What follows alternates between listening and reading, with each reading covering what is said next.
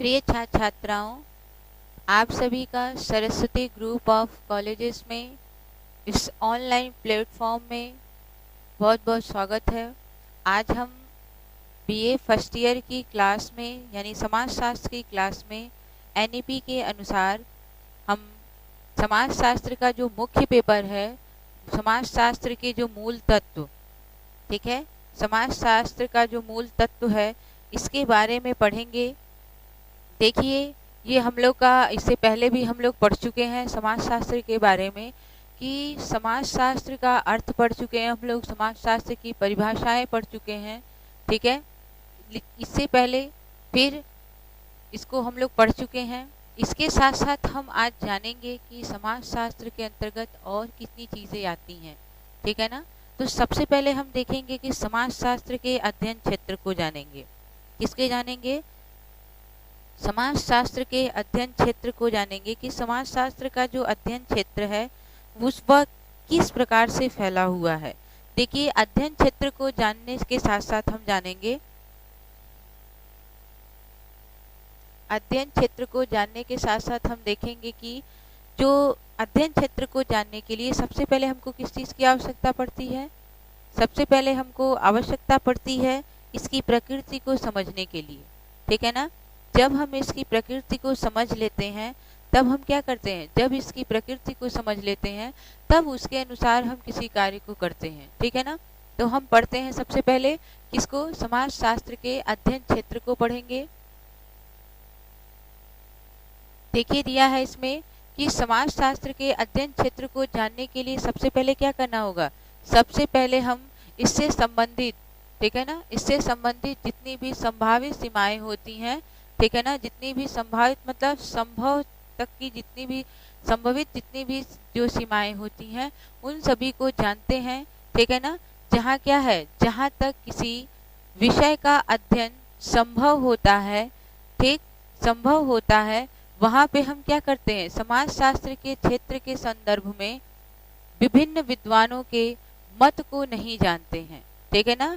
वहाँ हम क्या करते हैं, जहाँ पे हमको अगर हमको समाजशास्त्र के अध्ययन क्षेत्र को वास्तव रूप में जानना हो तो हम क्या करते हैं, हम जहाँ तक उसकी जो विषय क्षेत्र फैली होती है, जहाँ तक संभव है हम वहाँ तक की चीज़ों को जानते हैं। लेकिन इसके अध्ययन क्षेत्र के संदर्भ में, ठीक है ना, जो संदर्भ में विभिन्न विद्वानों का जो मत है वह यह नहीं दिया गया है कि हम क्या करें, इसके अध्ययन क्षेत्र को जान के हम किसी भी प्रकार के अविश्वस्त जो अस्पष्ट चीज़ें हैं उन चीज़ों को हम नहीं जान पाते हैं। इसी के लिए जो समाजशास्त्र से संबंधित जितनी भी स्पष्ट चीज़ें हैं, सही चीज़ें हैं, उनको जानने के लिए हमको क्या करना पड़ेगा? इसको जानने के लिए सबसे पहले हम क्या करेंगे, इसको देखेंगे कि ये कितने विभागों में विभाजित है। उनको जानने के लिए हम क्या करेंगे, उनको स्पष्ट रूप देने के लिए, किसको? समाजशास्त्र के अध्ययन क्षेत्र को स्पष्ट रूप देने के लिए इसको सबसे पहले हम क्या किए, दो संप्रदायों में विभाजित किए। क्या किए? दो संप्रदायों में विभाजित किए। उन्हीं के आधार पे हम क्या कर सकते हैं, समाजशास्त्र के अध्ययन क्षेत्र को जान सकते हैं, ठीक है। देखिए इसमें कितना है, इसके दो संप्रदाय कौन कौन से हैं? पहला है आपका स्वरूपात्मक अथवा विशिष्ट संप्रदाय, ठीक है ना। क्या बताया है? स्वरूपात्मक एवं विशिष्ट संप्रदाय। इसके अंतर्गत क्या चीजें आती हैं? इसके अंतर्गत हम देखते हैं अधिकतर जो व्यापक चीजें, यानी कि स्वरूपात्मक और विशिष्ट संप्रदाय के अंतर्गत हम देखते हैं कि जितने लोगों का, यानी व्यक्ति और जो समाज है, इनके जो संबंध होते हैं वो क्या होते हैं, काफी व्यापक होते हैं। और व्यापक होने के साथ साथ इनका जो विषय क्षेत्र है वह सीमित नहीं रहता है, वो क्या होता है, काफी लोगों तक, यानी कि ये भौगोलिक क्षेत्र में काफी फैला होता है, ठीक है ना। भौगोलिक क्षेत्र में फैले होने के ही साथ साथ हम क्या करते हैं, इनको हम और भी विशिष्ट तरीके से हम जान सकते हैं, ठीक है। इसी में और दिया है कि सामान्य, दूसरा दिया है समन्वयात्मक अथवा सामान्य संप्रदाय। कहने का मतलब नाम में ही है कि समन्वयात्मक, तो समन्वयात्मक में ये चीजें हो जाएंगी कि सामान्य चीजें आती हैं इसके अंतर्गत, ठीक है ना। तो हम क्या करेंगे, स्वरूपात्मक यानी कि विशिष्ट संप्रदाय, और समन्वयात्मक मतलब कि आपका सामान्य संप्रदाय। ये दो चीजें हैं, इन दो चीजों के अंतर्गत हम क्या करते हैं, विभिन्न चीजों को जानेंगे। इसको और विस्तार तरीके से जानने के लिए जानेंगे, देखिए दिया है कि स्वरूपात्मक, वहां तो मैंने आप लोगों को संक्षेप में बताया कि इसके जो अध्ययन क्षेत्र हैं वह किस तरीके से हैं, ठीक है ना। इसके अध्ययन क्षेत्र को जाने कि कितने प्रकार के माध्यम से, किन संबंधों के माध्यम से हम इनको जान सकते हैं, ठीक है ना। तो सबसे पहले हम पढ़ेंगे कि स्वरूपात्मक अथवा विशिष्ट संप्रदाय को, ठीक है ना। इसके अंतर्गत क्या होता है, इसके अंतर्गत हम देखेंगे कि जो समाज शास्त्र को क्या करता है, इसके अंतर्गत समाज शास्त्र को स्वतंत्र, विशिष्ट तथा शुद्ध विज्ञान माना जाता है। जो स्वरूपात्मक संप्रदाय है वो क्या करता है, उसको विशिष्ट संप्रदाय कहने का तात्पर्य यही है कि ये क्या करता है, किसी भी चीज को स्वतंत्र करता है, चाहे वो व्यक्ति हो चाहे समाज हो, ठीक, विशिष्टता प्रदान करता है और शुद्धता भी क्या करता है, शुद्ध विज्ञान को माना जाता है। यानी कि किसी भी चीज को वो क्या करता है, उसमें किसी भी प्रकार की त्रुटि नहीं रहती है, त्रुटिहीन रहता है, उसमें त्रुटि जितनी भी गलतियां होती हैं उन गलतियों को वो हटा देता है। तथा इसके साथ साथ क्या होता है, इसका जो उद्देश्य होता है यह मानवीय संबंधों के विभिन्न स्वरूपों का अध्ययन कराता है, ठीक है ना। किसका कराता है, जो स्वरूपात्मक संप्रदाय होता है यह जो भी चाहे विशिष्टता हो चाहे स्वतंत्रता हो, मानव से संबंधित जो मानवीय संबंध होते हैं उनका क्या करता है, उन उद्देश्यों को विभिन्न रूपों का, यानी कि उनके जो विभिन्न रूप हैं उनके आधार पे क्या करता है, इनका अध्ययन कराता है। देखिए स्वरूपात्मक संप्रदाय के अंतर्गत विभिन्न जो समाजशास्त्री हैं इन्होंने इस उद्देश्य की गणना की है, इस उद्देश्य को अपने बताया है। यह स्वरूपात्मक और विशिष्ट संप्रदाय के अंतर्गत आते हैं, जैसे जॉर्ज सिमेल आते हैं, मैक्स वेबर आते हैं, वीरकांत आते हैं और टानीज आते हैं। ये जो हैं चारों, ये क्या हैं, आपके स्वरूपात्मक विशिष्ट संप्रदाय के अंतर्गत आते हैं, ठीक है ना।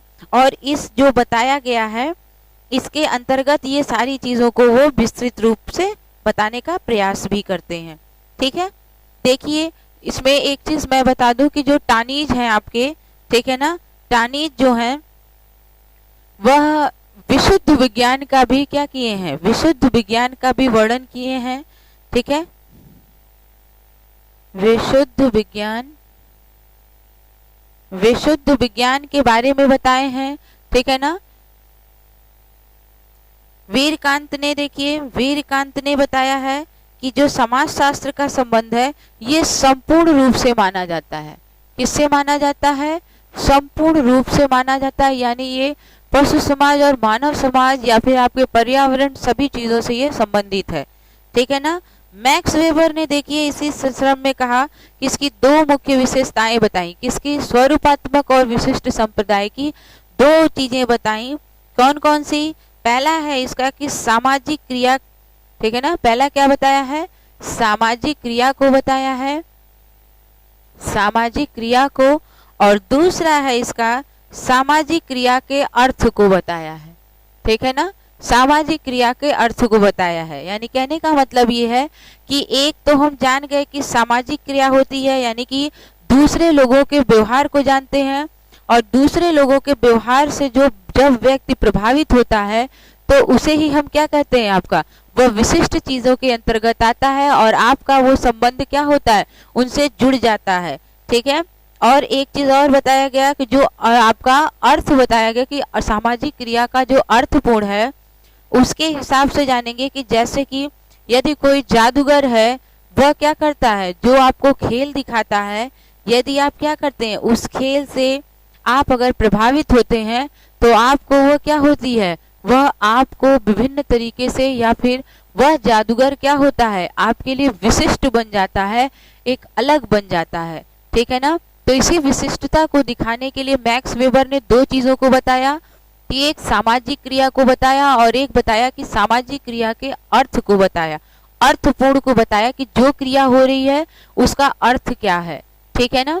ऐसे ही जॉर्ज सिमेल ने भी बताया कि जॉर्ज सिमेल ने कहा कि अंतः वस्तु, अंतःवस्तु, ठीक है ना। अंतःवस्तु होता है यानी कि किसी चीज के अंतर्गत, जैसे कि पानी से आप क्या करते हैं, शरबत बनाते हैं कि शरबत बनाते हैं, तो जब वो सादा पानी होता है, जब उसके अंदर आप कोई भी चीज मिला देते हैं तो क्या हो जाता है, उसके अंदर परिवर्तन आ जाता है और उस वस्तु में परिवर्तन आ जाता है और उसका कलर भी क्या होता है, अलग दिखता है। वैसे ही इन्होंने क्या कहा, ऐसे ही इन्होंने समाज को भी दो भागों में विभाजित किया, एक स्वरूप के माध्यम से और दूसरा अंतर्वस्तु के हिसाब से। पहला अंतर्वस्तु और दूसरा स्वरूप। किसके हिसाब से, स्वरूप के हिसाब से, ठीक है ना। तो ये जॉर्ज सिमेल ने बताया किसके हिसाब से, यानी कि ये जो विशिष्ट आपका संप्रदाय दिया है, तो ये जो विभिन्न समाजशास्त्रीय हैं तो ये किस प्रकार से विशिष्टता को दर्शाएंगे, तो जॉर्ज सिमेल ने अंतःवस्तु और स्वरूप के माध्यम से बताया, मैक्स वेबर ने सामाजिक क्रिया और सामाजिक क्रिया के अर्थ को बताया, वीरकांत ने संपूर्ण स्वरूप को बताया समाज के, और टानीज ने क्या कहा, विशुद्ध विज्ञान की व्याख्या देकर या फिर इसके स्वरूप को बताकर क्या किया, मानवीय संबंधों के विभिन्न स्वरूपों का अध्ययन कराया है। इन्हीं के आधारों पे हम जानते हैं कि जो आपका क्या है, स्वरूपात्मक जो संप्रदाय है, यह इन्हीं के आधारों पर जाना जाता है। ठीक है, आगे देखते हैं हम।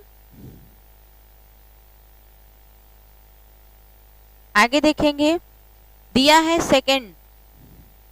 सेकंड दिया है आपका समन्वयात्मक तथा सामान्य संप्रदाय।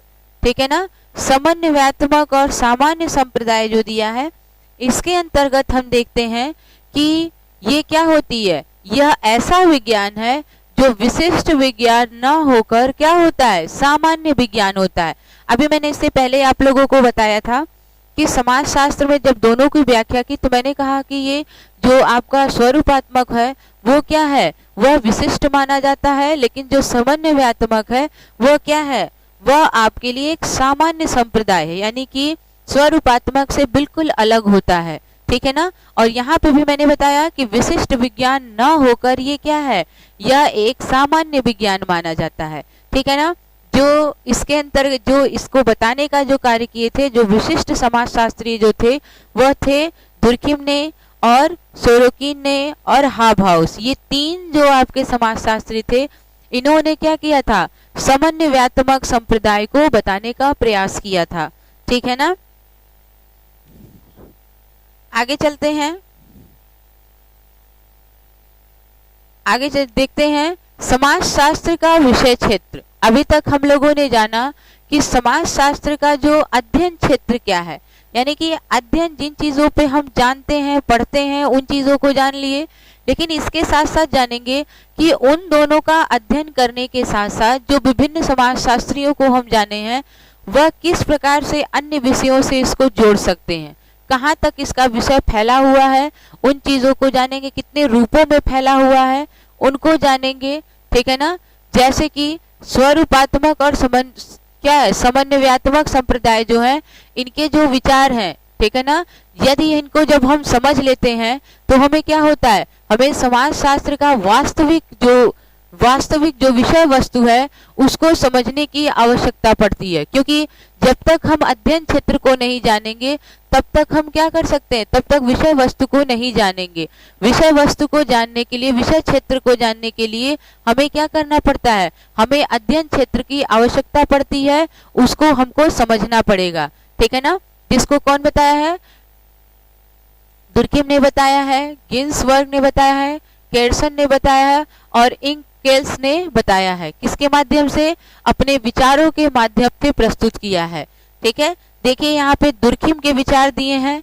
देखिए दुर्खिम ने विषय क्षेत्र को बताया, यानी कि विभिन्न समन्वयात्मक और स्वरूपात्मक संप्रदाय को जब उन्होंने समझ लिया तब उनके विचार किसमें आए कि हम कितने और विषय को, हम जो ये समाजशास्त्र है, ठीक है ना, इसको किन क्षेत्रों में और जान सकते हैं। तो बताया है, इनके तीन विचार थे। पहला था कि समाजशास्त्रीय स्वरूप शास्त्र, ठीक, दूसरा है सामाजिक शरीर शास्त्र और तीसरा है आपका सामान्य समाजशास्त्र। ठीक है ना, इन तीन स्वरूपों के माध्यम से उन्होंने बताया है, अपने विचार को प्रस्तुत किया है, किसमें, समाजशास्त्र के विषय क्षेत्र में। ठीक है, आगे जानेंगे हम गिन्सबर्ग के विचार जानेंगे कि गिन्सबर्ग ने क्या बताया है स्वरूपात्मक और समन्वयात्मक का अध्ययन करने के बाद। उन्होंने किस विषयों को बताया है? पहला विषय था कि सामाजिक स्वरूप शास्त्र। देखिए दुर्किम और गिन्सबर्ग दोनों के पहले विचार जो है जो वो सेम है, ठीक है। दूसरा है सामाजिक प्रक्रियाएं, तीसरा है सामाजिक नियंत्रण और चौथा है सामाजिक व्याधिकी।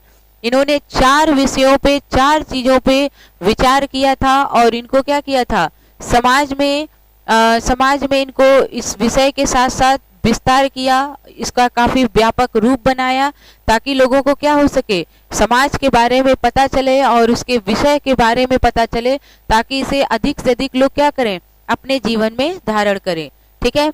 आगे जानते हैं केर्नस के विचार, ठीक है, कि उन्होंने समाज के बनाए गए जो स्वरूपात्मक और समन्वयात्मक का अध्ययन करने के बाद किन विषय क्षेत्र को बनाया है, ठीक है। सबसे पहले उन्होंने कहा कि मानवीय क्रियाओं पे, ठीक है ना, मानवीय क्रियाओं पे उन्होंने विचार किया कि जो मानवीय क्रियाएं हैं, मानव की जो क्रियाएं हैं वह क्या होती हैं समाज के लिए बहुत महत्वपूर्ण होती हैं। फिर कहा उन्होंने कि सामाजिक संगठन जो होता है, समाज में यदि संगठन ना रहे तो हम किसी भी कार्य को नहीं कर सकते हैं, इसीलिए उन्होंने संगठन पे विचार किया। फिर कहा उन्होंने कि सामाजिक नियंत्रण, ठीक ना, जो सामाजिक नियंत्रण है वह भी क्या है, वह भी समाज के लिए बहुत ही महत्वपूर्ण होता है, क्योंकि यदि हम किसी चीज पे अगर हम कंट्रोल नहीं करते हैं तो हमारे लिए क्या हो सकती है, वो चीजें अनियंत्रित रहेगी और हम किसी कार्य को अच्छे से सुचारू तरीके से नहीं चला सकते हैं। इसीलिए समाज को चलाने के लिए या फिर समाज का अध्ययन करने के लिए, ठीक ना, हमें क्या करना पड़ता है, नियंत्रण की आवश्यकता पड़ती है, ठीक है। फिर बताया उन्होंने कि सामाजिक परिवर्तन, कि समाज में नियंत्रण तो है ही, ठीक है, लेकिन परिवर्तन भी आवश्यक है, क्योंकि निरंतर अगर हम किसी एक ही कार्य को अगर हमेशा करते रहें तो व्यक्ति क्या करेगा, व्यक्ति उसी चीज में रहेगा और एक समय ऐसा आएगा कि उस कार्य को करने में वह हीन महसूस करेगा, उस कार्य को अच्छे से नहीं करेगा। इसीलिए समाज में परिवर्तन भी आवश्यक है, ठीक है ना। यदि परिवर्तन ना रहे तो समाज में अच्छे से कोई भी कार्य नहीं हो सकता है।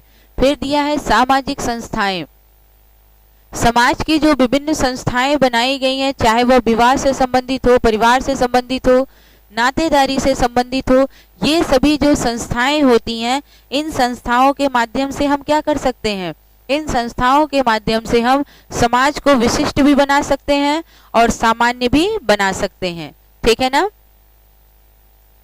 फिर देखिए आगे चलते हैं, इंकेल्स के विचार को पढ़ेंगे कि इंकेल्स के विचार क्या हैं, ठीक है। इंकेल्स के विचार को जानेंगे कि इंकेल्स ने क्या कहा है समन्वयात्मक और स्वरूपात्मक का अध्ययन करने के साथ। देखिए इन्होंने 3 चीजों को बताया है, कितने चीजों को, 3 चीजों को बताया, 3 विचार प्रस्तुत किए इन्होंने। पहला बताया है इन्होंने कि ऐतिहासिक उपागम, ठीक है ना, यानी कि इतिहास से संबंधित जितनी भी ऐतिहासिक घटनाएं जो हो चुकी हैं उससे संबंधित चीजों को बताया है। दूसरा कहा उन्होंने कि आधुनिक उपागम, यानी कि आधुनिक समय में, वर्तमान समय में जो क्रियाएं हो सकती हैं उससे संबंधित क्रियाओं को बताया है। फिर बताया है कि विश्लेषणात्मक, यानी कि ऐसी चीजें जो आपके लिए विशेष होती हैं, ऐसी चीजों को बताया गया कि जो हमारे लिए क्या हो, विशिष्ट हो, विशेष चीजों को हम क्या करते हैं, इनके साथ अध्ययन करते हैं, ठीक है ना। तो ये चीजें क्या है, आपकी विषय वस्तु और आपकी विषय वस्तु है और अध्ययन क्षेत्र है। हम लोगों ने समाजशास्त्र के माध्यम से क्या किया, समाजशास्त्र के माध्यम से हम लोगों ने इसका अध्ययन किया है। नई एनईपी के अनुसार मैंने विषय क्षेत्र के साथ साथ मैंने अध्ययन क्षेत्र को भी बताया है इसके, ठीक है ना, कि किस प्रकार से इसका अध्ययन क्षेत्र आता है, ठीक है ना। इस चीजों को आप पढ़ लीजिएगा। फिर हम मिलते हैं नए वीडियो के साथ, तब तक आप इसको पढ़ते रहिए, ठीक है। धन्यवाद।